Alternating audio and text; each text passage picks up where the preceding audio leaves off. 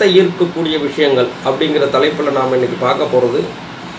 Day to day ஆக்டிவிட்டீஸில் சில பேருக்கு சில விஷயங்கள் தீராத பிரச்சனைகளாக இருக்குது. அதாவது எப்படி இதை சரி பண்ணலாம், என்ன விஷயங்கள் பயன்படுத்தலாம் அப்படிங்கிற பட்சத்தில் நாம் இன்றைக்கி பார்க்க போகிறது உல்ஃப் மேஜிக் பிகின் நவ் 520. அதாவது திரும்ப சொல்கிறேன், உல்ஃப் மேஜிக் பிகின் நவ் 520.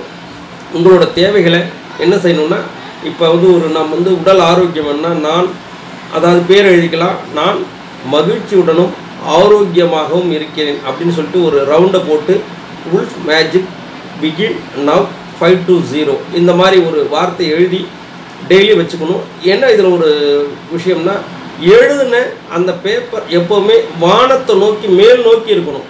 ஏன்னா அப்போ தான் அந்த இந்த கிராவிட்டி ஃபோர்ஸுக்கும் அந்த மேலே வானத்துக்கும் இதுக்கும் அந்த நேர்கோடு அந்த பிரபஞ்ச ஆற்றலை ஈர்த்து கொடுக்கும்.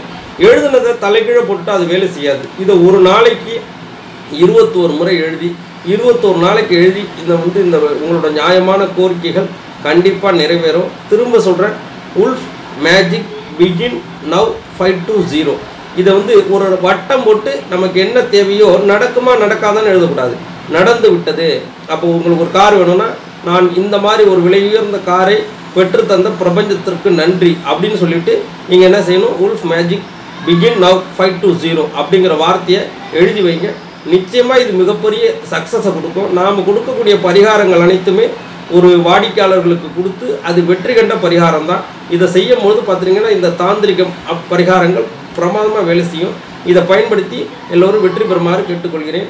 நன்றி, வணக்கம்.